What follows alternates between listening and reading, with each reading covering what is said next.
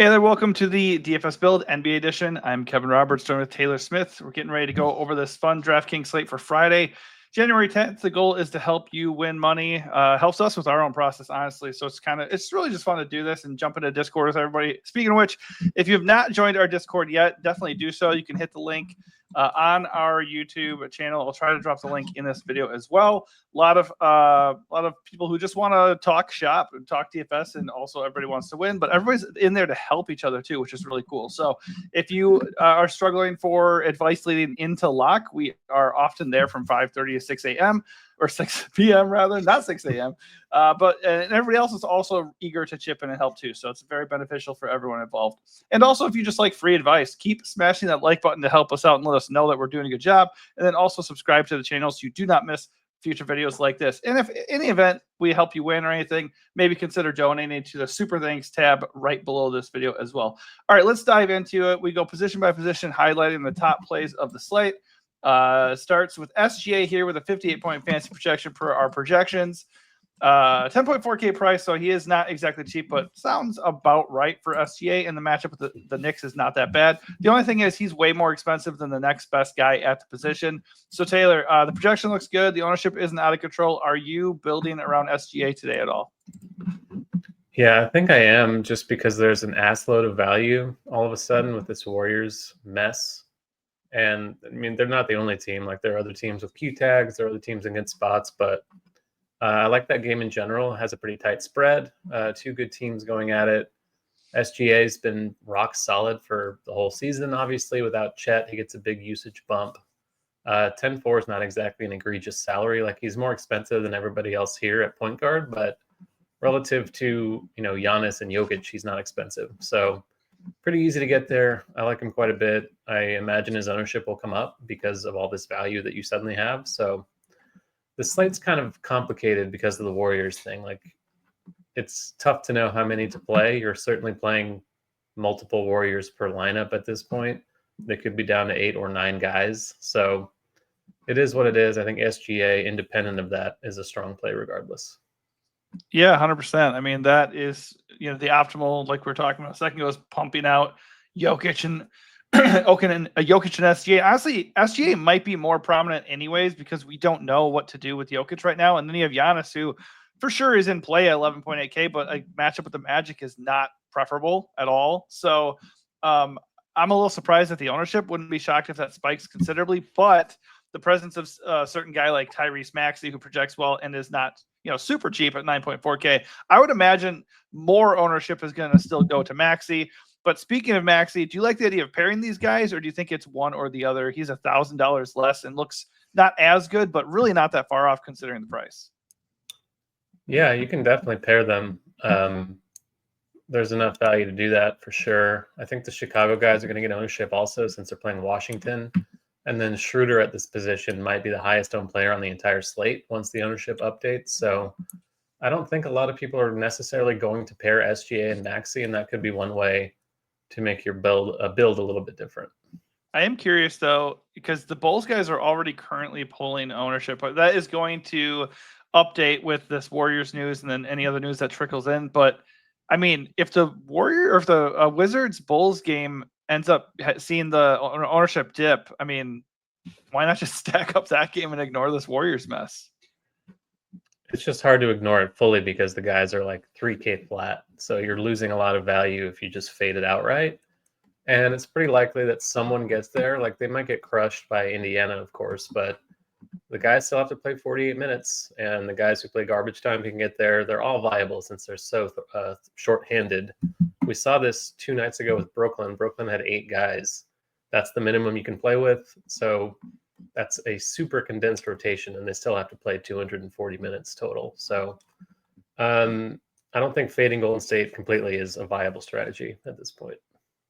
Yep, totally fair. The only thing is, we were talking about beforehand, obviously, if Jackson Davis is in, then they have 9 guys. And then also in general, Steve Kerr historically spreads those minutes out. So that is not ideal. You want it to be a little bit tighter so you can actually trust these guys. If you're looking at those Warriors guys, just because this is like the hot topic right now, if you're looking at the Warriors guys that we're choosing, let's look at point guard only, who are our viable options? It's just Schroeder and Spencer. But just looking at them in general, who's the Warriors guy that the first guy that you do not want to play?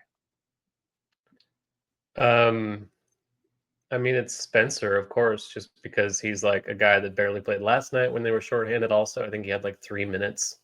Obviously, Curry and Draymond were in, so it's a different situation. But again, if they're down to 8 guys, you can make a case for all 8 of them. So Yeah, there's not really anyone that stands out as a bad play. I think actually the one that I wouldn't want to play is probably Lindy Waters, just because he's kind of weak per minute. a Not a little big bit thin. usage guy. Could see some ownership. Like the minutes are going to be there for him, but with Moody and Heald and Anderson and potentially Guy Santos, like these guys are a little more appealing than Lindy Waters. Yeah, Waters is very Vit Krejci or Garrison Matthews. Very, very thin play, even with supposedly more minutes coming his way. All right, let's keep it going here. Obviously, there are other good plays, but they don't really project super, super well. So that's why Maxey and SGA look very, very appealing. As you said, also the value opens things up considerably. There is Dame, there is DeJounte, there's Brunson and Halliburton. They're all next in line as far as projection and price goes. Personally, not super into Dame against the Magic. Halliburton, I think, is interesting as a run back if you're loading up on Warriors. I think getting 1 or 2 Pacers is something we could consider. Don't need to do it just because the Warriors just get you a ton of value, and what they do may have nothing to do with what the Pacers do as far as like if the game blows out or something too. Some of those guys might still get a lot of run just because they have to. So I don't think you have to do that, but Hallie at 8.6 is in play. DeJounte with Zion back and everything. Wait. Did they play last night? No, 2 nights ago. Okay. So he should be in. So yeah, Zion? Wouldn't he be in? Yeah, he's in. He's not on the injury report. Yeah, so with him back, I feel like DeJounte is less of a necessity. And with Brunson, the matchup with OKC is not. I don't know. Just nobody here really calls to me. I think the first guy on this list here that is appealing would be Josh Giddey at 7K flat. The projection's pretty nice, even though his minutes are kind of wonky. And honestly, if you go look at his game log, that is pure Josh Giddey with Chicago so far. It's just like smash game, crap, smash game. It's like it's very inconsistent, but for tournaments, and especially since he has this awesome matchup with the Wizards, very, very appealing, even though the prices come up. So I don't mind him. I think Jordan Poole, an equally good matchup against the Bulls, as long as he is in 8.2K is okay. I don't mind that. And then with Fox already ruled out, I think Malik Monk also stands out at 7K. So those are probably the first set of guys that I'd be looking at after SGA and Maxey. But I will just say right off the bat, it's going to be really hard to not prioritize either or one of or both of those top point guards. Yeah, these other guys all kind of have something going against them. Like Giddey, you mentioned his inconsistency. The minutes are not guaranteed for him. Even without Io, like he played 22 minutes in one of the recent games. I think it might have been a blowout, but still, like things can go wrong for him. I think Kobe White is a safer play in the same range. Giddey's better per minute, but we have seen White flash a little bit of ceiling lately. Don't mind that. I think in the same game, Lonzo Ball at 3.9, now that this Warriors stuff is there, is not going to be owned at all. It's obviously the best matchup you can get against the Wizards. His minutes have been limited, but they've come up a little bit. He's averaging about a fantasy point per minute. I still think Lonzo is playable, even on the limit, as a potential differentiator as a punt. My favorite Indiana runback as of now, pending injury news, is Nembhard. He's also cheap. He's playing about 30 minutes a game. Golden State without Wiggins, without Draymond, not as imposing defensively. The role's pretty secure for him, and he's cheap. So I like him, assuming he comes in with pretty limited ownership. Probably playing him as shooting guard just because point guard generally has more options. Otherwise, like I want to like Monk without Fox. The ceiling is nuclear and all that, but they're playing Boston on the road. Right. Not exactly thrilled about that spot, but if they do keep it close, like we've seen, Toronto kept it close last night in a game they were expected to get crushed by Cleveland.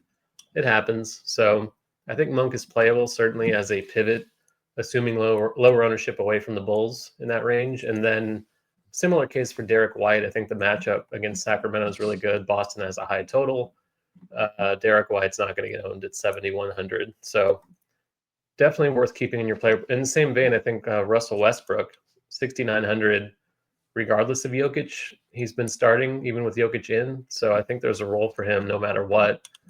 Denver against Brooklyn has a super high total. Brooklyn is tanking and bad, obviously. So I think Russ, even with Jokic in, is a good play. And then Murray, if Jokic is out, gets a big bump as well. Yeah, I like the Russ call because he's going to get burned anyways, and he's still not like super expensive for his upside.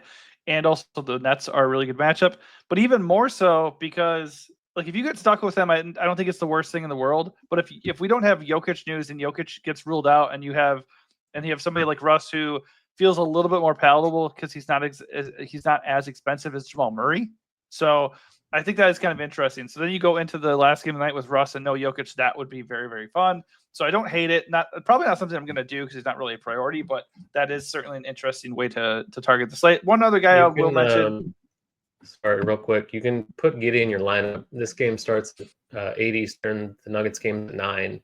Right. If you want to put Giddey in there and like play Giddey, if you don't have the Jokic news, fine. But there's a pretty good chance we have the Jokic news by the time this Bulls game comes around. So you can swap around and get to Westbrook if Jokic is out, especially.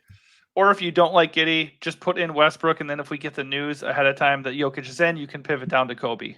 Like either way, I think in general, I love the idea of planning ahead for the night with a lot of the focus, as much as I can with this Warriors crap, a lot of the focus being on planning for Jokic in my lineup, but having a contingency plan built around the Wizards and Bulls. And obviously, if Jokic is out, you can also include the Nuggets into that plan as well. I don't know how many guys you need to do that to feel comfortable, but I would play with it. I would set your lineup up that you like with Jokic, and then leave yourself enough outs that if Jokic is out, you can, move around 2 or 3 pieces to feel good about where you're at going into the end. Because if Jokic is out, that's just a ton of usage going around for Denver. And then obviously if it's out in time for the Bulls Wizards game, there are going to be options in there that you can, feel good about as well. One last guy I'll touch on would be, not that there's not more guys to touch on, would be Cole Anthony at 5.5K. Suggs is not in. Banchero is questionable. If Banchero plays, I don't think Cole Anthony is very appealing, but at 5.5K, his price actually came down from yesterday, and he'd be going up against Dame. So, well, I guess Jackson could be going up against him, but whatever the case may be, the usage would be there. He has been a good play. He's been hitting. So as long as Banchero's out, I like him a decent amount at 5.5K, especially with the Warriors stuff. He just will be less owned if he would, in a spot where he'd otherwise probably be a core play. I'm pretty sure Banchero's in, so I'm not going to play Cole Anthony at all. I think they reported yesterday he's going to play tonight. So he's questionable officially, just like he was questionable officially last night before they ruled him out, even though it was reported hours ahead of time that he was out. So pretty sure he's in, which makes Anthony someone to fade. Yeah, I mean, like I said, I didn't know that. I didn't know like the status is official or not. But if Banchero is randomly ruled out, because that does happen too, then I think Cole is in play. If Banchero is in, I don't really want Cole, 100%. All right, on to shooting guard we go. Zach LaVine leads the way with a 42-point projection. Obviously, his matchup with the Wizards is awesome. He's been crushing. I mean, look at this dude's game log. He's all in the green, baby. He's pretty scoring dependent in general, but he's been putting up just crap ton of points. So I like him a lot at 8.1K. I have no problem with that. The only issue is Paul George is about as good and $600 cheaper. I think if you want a similar play and it just as good, if not a better matchup, I think Zach LaVine is an interesting pivot, cuts down a little bit of the ownership. And with everything else happening, I would not be that shocked if some of these Bulls guys, LaVine specifically, because he's 8.1K and not cheaper like Giddey and Kobe, I would not be surprised if the ownership dips a little bit even more than it is here. That said, I like Paul George a lot too, as you should. At 7.5K, looks great against the Pels. He was pretty, I don't think he really hit actually the last time we were in this situation, but still, he's a little bit too cheap. We know he's a good per minute guy. We know the Pels are a really soft matchup. The ownership is a little bit high, so you can certainly play with going after, Maxey or him, depending on where the ownership goes, but no doubt about it, he's a good play. Jaylen Brown is fine. I just think I'd rather go LaVine or PG-13 at this point. And then obviously you have the Warriors guys, Schroeder, Buddy Hield, Moses Moody. Those guys all look really good to the point that I don't know if we have to get cute and go and chase other value. They just all look like good value. You can use them together or just prioritize the one you like the best. And then obviously you talked about Kobe, who is a nice little mid-range option at 6.6K. Yeah, there are 5 Warriors you can play at shooting guard, which is a bit extreme, but I don't know. It is like Moses Moody looks like the best one as of now. He's been pretty good per minute over the years without Curry and Draymond and Clay and Chris Paul, all those guys off the floor. Wiggins as well. He's 3-6. He didn't play last night, so should be fresh. I think the minutes should be pretty secure for him, regardless of if he starts. Buddy, maybe the best play on the slate at 4,100. Schroeder speaks for itself. Santos, 3K flat. Had a roll last night. Should have a roll again tonight. Pretty similar, I would think. Maybe even better with more bodies out of the lineup. So all four look great. George Levine, Jaylen Brown, nothing much to add there. Keon Ellis is another punt you can consider. Should start in place of De'Aaron Fox, but mentioned not loving that spot for Sacramento on the road in Boston. He's cheap, though. Should have a role if they do keep it close. Certainly payoff potential with him. Before the Warriors news, Dort was someone I was getting to a lot. Same with Case and Wallace. I never love those guys. I like to break them up because the low usage OKC stuff generally is pretty thin. They just pop because they have roles and they're cheap, but very low floor, limited ceiling. Still playable as differentiators, not likely to pull ownership now, but not very exciting. And then, White, Monk, just like we talked about at point guard. Playable. Mathurin looks good if Turner and or Halliburton are out at 5,800 again. Didn't quite get there the other night, but should have a pretty big role in terms of usage. Indiana run back with your Warrior value. I think that's a pretty good play if those guys are out. Otherwise, Strother and Brown, if Jokic is out, maybe get a little bit of a boost, but just so much cheap stuff that I don't think you have to worry too much about the Denver value. Yeah, I have slight concern about Moody just because he did miss the last game and he has a knee issue. It's possible, since they're gonna run all the guys they have anyways, it's possible he doesn't start or is like a little bit limited as opposed to everybody else that's going to be available. I wouldn't worry about it that much, but I do think I prefer Buddy Hield for sure between the two. And then obviously Schroeder is a lot more expensive, but I'm curious to see what the ownership projections are going to look like. If this game blows out, Schroeder will be the first guy to get his minutes taken away going into the fourth quarter, most likely. And if it stays close, he's going to absolutely smash. So you can certainly go either way on Dennis Schroeder. The thing is, he's 5.4K as opposed to all these guys are like 3 or 4K. I'm very curious to see if those guys all carry a ton of ownership going in and Schroeder just weirdly gets overlooked. Because if that's the case, I'd be eating up the Schroeder call all day.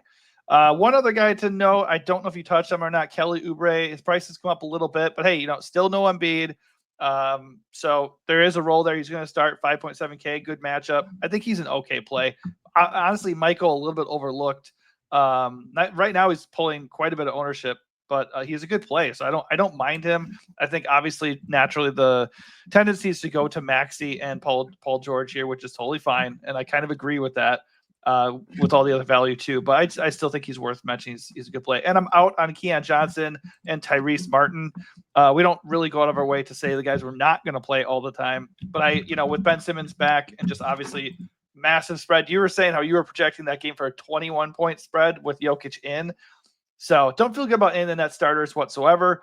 I think, the only one that maybe stands out would be Clowney at 5K if he was going to start again. He went off in his last game. So there's that, but I don't really think I'm doing that. I don't think I really have a good feel about the Nets tonight whatsoever. All right, over to small forward we go. Jason Tatum comes in with a solid 49-point fantasy projection. When you compare him to Giannis and Jokic and SGA, just does not feel like a priority. The Kings are a middle of the road matchup. 10.3K is totally fine. I think they have all their guys, though. So when Boston's at full strength, I'm not super interested in Tatum. So cue the 60-point real-life game here. Undeniably, Tatum is just one of those guys that if we're in on him, he sucks. And if we're not in on him, he nukes the slate. So do what you want with Tatum. The nice thing is we know that he has a ceiling, and he's not going to be very owned on this slate. Worth noting that with all the Warriors value, maybe I'm wrong about that. All the ownership for the studs is probably going to tick up a little bit to some degree. And then obviously if Jokic news pops in early, then Tatum's going to be owned too. But if Tatum's unowned, are you interested here in paying at 10.3K? Yeah. I mean, I think you kind of have to be. I think the ownership's going to congregate around the Sixers and the Bulls and stuff like that. And I feel like these true spends over 10K might be a little bit under-owned. Maybe. Tatum among them, SGA, Jokic, Giannis. Not really into Giannis, but you can always play him. Right. But yeah, Tatum and Brown look good. Probably wouldn't play them together. Just don't see the need on this slate with so much mid-range value. Levine and George are going to pull that ownership, so Brown's going to be like single-digit owned, and I think that alone is a case to make for him. I think MPJ in the mid-range, regardless of Jokic, like I said the other day, I think MPJ is a fine play with or without Jokic. Obviously, he relies on him to get him open looks, but it's going to shoot either way. 6,500, great matchup against Brooklyn. They've really taken a downturn defensively after kind of a bright start to the season. So I'm actually getting more MPJ right now than I am of George or Levine, which is a bit scary, but the price is right. There's potential for upside there. Anunoby, another mid-range guy, kind of like OKC will give up corner threes. That's kind of what Anunoby does offensively. So I think he's a strong play. Josh Hart, always someone you can get to in a tournament. And then Moody, dollar for dollar, pretty clearly the best value at small forward. Before this, before the OKC stuff, Keyshawn George was popping again. So I'm glad to see him kind of fall by the wayside. We maybe dodged a bullet. The Warriors could be worse. You really never know. Because honestly, the Bulls are a great matchup. I will Washington say, also has injuries, so he could get a boost later if certain guys are out again. Don't try to get me onto Keyshawn George. Good call on the corner three aspect, but in general, OKC is not a friendly matchup. Obviously, they have the number 2 scoring defense in the league, and also they give up the 4th fewest 3-point makes. So I was just going to say Mikal Bridges and OG, and I guess you can factor in Brunson and Cat too. Like, they obviously play a crap ton of minutes, right? And this is a pretty big game, but the matchup sucks. So I'm not like super into the Knicks in general. But like you were kind of alluding to, these guys are going to play like basically the whole game. So for that reason alone, especially OG and Bridges, their prices are pretty palatable here, and they won't garner ownership at all. Problem is they also don't project very well. Yeah, Moody. Yeah, that's probably the way to go here. I'm not seeing anything else that really stands out right now. We could play Boston roulette. Oh God. Yeah, I should have taken him down once he wasn't starting. I wasn't around to update, but that is something so simple and obvious that I sometimes forget to do.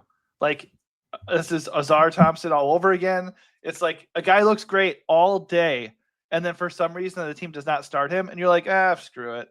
But no, that's a big deal. Like, everything changes. The way they're going to factor into the offense, their usage, the minutes, everything can change. Sometimes it's okay. It depends on the player and the situation.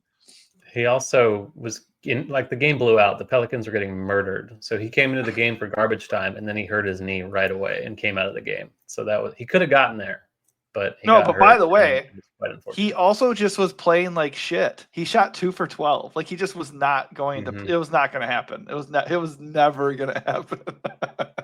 That's the situation. Garbage time was pretty tilting, though. Oh, for sure. Well, he had 2 at halftime. It's pretty brutal. If that. This last 4 days have been like full of just absolute bullshit. Like the Brunson play, and there was like Cade getting 20 fucking 6. Seriously, just like endless like raining shit. It's just like, and Boston, that was a big one the other day that really hurt me. All right, moving on to power forward we go. Obviously, Tatum is there too. Don't have to touch on him again. Giannis projects pretty well considering the Magic are not a fun matchup on the road, and with Banchero in, they'll be a little bit better. It's just going to be a slow game with good defense. Giannis can always be played, and if Jokic is out, you can pivot to Giannis, or if you think people are going to be on Jokic and he's in, you can pivot to Giannis. I'm not going to tell you can't play Giannis. I'll just tell you that I'm not going to play Giannis because it's just a bad spot. His ownership's going to be like non-existent though. So that is definitely a very good reason to consider doing it. Just because even if we get a average game from Giannis, 55 to 60 fantasy points, just raw points into your lineup like that, I think that and the ownership is enough to keep, obviously it's going to be my pool and I'll stay interested. But if I can help it, I would rather go to Jokic, or I'd rather prioritize like SGA and Maxey, or SGA and Tatum, something like that is probably what I'm going to do. Jalen Williams at 8.3K projects well, good price. The Knicks aren't that bad of a matchup. He had 39 fantasy points against them last time. I think he's an okay play. If you want to pay all the way up for almost 12K for Giannis, you don't want to pay 10K for Tatum. I think Jalen's a fine way to start the slate. Not paying 9K for limited Zion, not paying for Banchero. Josh Hart's okay, but his projection is not as good as it usually is because OKC is not a fun matchup. Yabusele is probably the first one that really stands out here. 5.5K for him. He looks awesome. I have to check out the lineup for the Warriors because whoever starts for the Warriors in the big areas of the 4 and the 5, they will become appealing pretty quickly. I would imagine right now Kyle Anderson is one of them. So at 3.4K, if he starts or we feel really good about the idea of him getting minutes, he would certainly be in play as well. Yeah, he only got 9 minutes last night, which is kind of surprising, but that's without disconcerting. Green, a little bit. Yeah. Without Green, though, like obviously there's potential for more. He should play more. He projects for more. He's 3,500, historically a pretty good per minute guy. So I do like Anderson quite a bit. He's my favorite play overall at power forward. I think just a very easy one, especially if he starts. If he doesn't, I'll be a little bit nervous about it, but if they're so limited, he's going to have some kind of role at least. Yabusele, fine. Michael Porter Jr. talked about a little bit. Kuzma is not questionable. The Wizards have quite a few. Jordan Poole and Sarr being the most relevant questionable tags. Kuzma looks good right now either way. Like the Bulls are a great matchup. He's got a pretty big role, but if Poole is out, he'll get a big bump. What's with his minute projection? What is it right now? 29, because he's been at like 31 in 2 of his last 3 games, and one of those games he left injured. Yeah. I'll have to take a look at that. I haven't really done a deep dive on that, but because I think if we can if he can get like 31 to 32 minutes, I'd feel good at 6.4K. I don't have a problem with that. Bulls are a really nice matchup. Yeah, they are. I think he's a good play no matter what. 29 to 31 minutes is probably what he's going to see, I would think. Keegan Murray without Fox gets a little bit of a bump, nothing major, but he's cheap. He plays a ton of minutes. If they can keep it close, he should be able to get there, I would think. You mentioned J-Dub. We mentioned Anunoby, Tatum. Siakam, obviously pending the injury news, ditto for Obi Toppin, who I guess got there the other night, but not exactly with flying colors. If Miles Turner's out, Siakam and Toppin are going to look better. Even if Halliburton's out, Siakam's going to get a bump. As of now, he's kind of a secondary play. And then I guess you can play Alex Sarr if he's in. He's dealing with an illness, missed the last game. Not psyched about that, but no, he's limited anyways. I think the matchup with the Bulls, and he's a good per minute guy. I think you can play him, but he's like over 6K. I don't think I would do it even if he's in, especially with Kuz back. Not a core play, but playable. Oh yeah, for tournaments you could consider for sure. Anytime you're facing the Bulls or the Wizards or the Pelicans, there's a lot of fringe guys that maybe you wouldn't normally play that you can consider. All right, last position, we go center here. And Jokic coming in with the best projection if he plays. He has missed the last 2 games with an illness. Obviously, it's possible he misses again. It's possible he is active but not fully himself. So I think across the board, Jokic is risky. I said it before. I'll say it again. I do like the idea of planning for him to be in and letting everybody else worry about it and not play him, and then get Jokic at low ownership to close out the night. Right now, he's not projected for low ownership. It's 18%, but that's low enough for me to buy into that idea, assuming news doesn't break as I'm talking and then way after we post it. But he looks good. Nets are a really good matchup. He had 81 fantasy points the last time he faced them. The only issue with Jokic is he's expensive, and there's massive blowout risk, obviously. And then obviously you don't know his status. So I guess there's 3 problems. And it's like being the last game of the night is really complicated with the Warriors game starting first. Right. So if you build with him in, you definitely need to have at least one other spot open, because you don't want to have everyone locked and then a 12.3K Jokic is out. Yeah, you can't. I would not advocate. You can't do that. You have to have you have to have a contingency plan, 100%. Like build a rule into your optimizer. Like if your lineup has Jokic, be sure to include at least one of someone else, at least from the 5 o'clock game, which you probably will get anyway. Chicago and Washington, ton of plays in that one. So. And there's a chance we get it before lock. I think the other day we got that news before, or like right after the first game's locked. So who knows? He's missed 2 games in a row with this thing. If he's in, I'm still going to play him and just hope that he's close to full strength and demolishes the Nets. impossible to project for illness. Like you can dock him a little bit, but even a small dock, he's averaging 1.99 points per minute without Aaron Gordon. So like, how much do you dock him? And if you do dock him to like 1.8, he still projects insanely well. So it'd be kind of nice a to tough. know like actual severity, like how bad it's been for him. You know, it'd be nice to know like if he's just been like on the toilet for 3 straight days, and if he comes in here, he's gonna play 20 minutes or something stupid. You know. Yeah, that's. I mean, I'm just assuming if he plays, he's full, but you never know. I guess Right. Anthony Black was I healthy the think other night and didn't play a second, so that's always possible. I just think it's a chance at unowned Jokic in a smash spot to close the slate. It's too good for me to pass up. I think it's really, really nice. And honestly, And there's with the tons of value, value. where else are you going that you feel good? I don't feel good about Giannis. I don't feel that good about Tatum. You know, like I think I'm just gonna fucking play Jokic. Like it's just what I'm gonna do. Then obviously, everybody watching, you can decide not to do that if you don't want to do it. I think my favorite tournament center, other than Jokic, is probably Towns.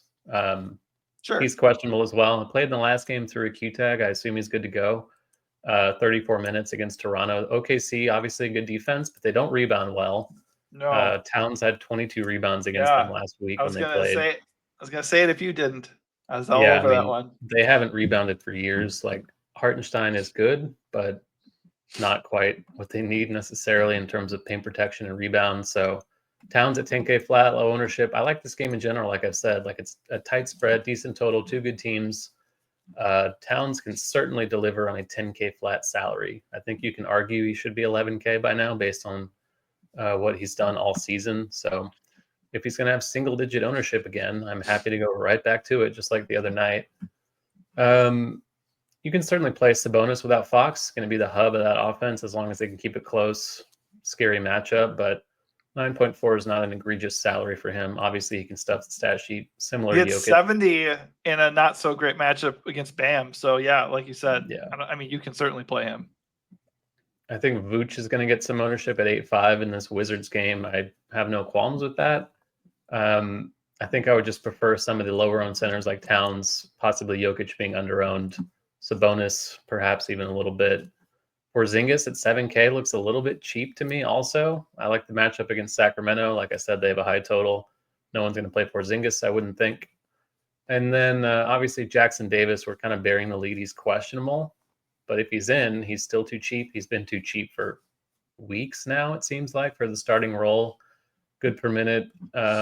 Okay, enough spot against Indiana. If he's in, I'm confident in him. If he's not, you're getting into Kevon Looney territory and possibly this Quinton Post creative player. Again, if TJD is out, they have 8. And that means Looney's probably starting and Post is probably playing backup minutes and potentially blowout. They never give Looney a long leash though. So no, they don't. I don't know how good, even he's 90 years old. I know. Even with like limited bodies, I don't know how good I'd feel about Looney, which stinks because any other normal team would just let him play 35 minutes. You know, in this I don't case, know if he can physically hold up. He looks like an elderly man out there. One other guy I'll know is JVL. Once again, if Sarr does not play, JVL would have to be in the starting lineup to go up against Vooch, so he would look really good still at 5.8K. One of my favorite values if that happens. I don't want to play JVL off the bench, so if Sarr is in and starting over JVL, that's a no for me. One more to name, my boy Hartenstein in a revenge game against the Knicks. He projects well. Very high floor. He's been amazing, like just super solid. Not an amazing ceiling necessarily, but 7,200, pretty decent there. Yeah, based off the current projection, I would prefer Hartenstein or Porzingis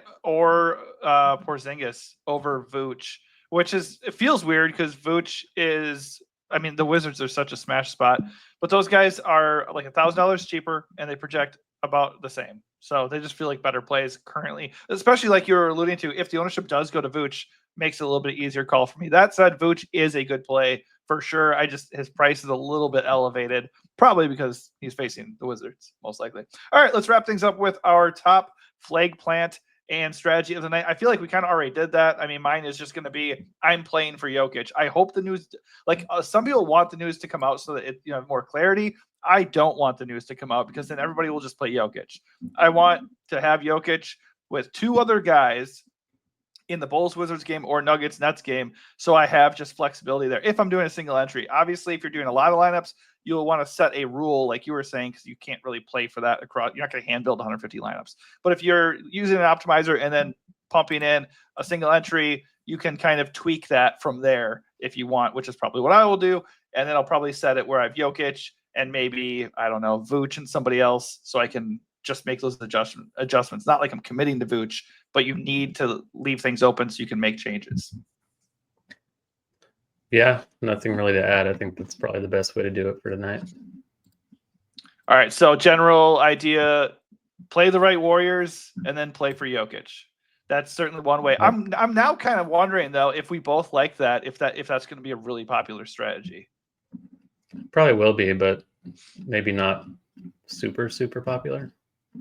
Yeah, especially there are like 3 games that are very, very appealing from a stacking perspective. Like if the ownership's not going to be on the Wizards Bulls game, maybe it's going to go to the Thunder Knicks game, or maybe it's going to go to the Pels Sixers game. Like there's so many good plays in these other games. So I'm confident that we can get there with it not being super chalky, provided the news doesn't come out before luck. All right, that is going to do it for us. Hopefully this helps you out. If it does, hit that like button, subscribe to the channel, consider donating below the video, and also more than anything, come join us in the Discord. If you need extra advice leading into lock, we are here to help you, or just in general, during the day, any other day, we will answer any questions that you might have. It just helps the community grow. Come in and have fun as we all try to win some cash. Thanks for watching and good luck.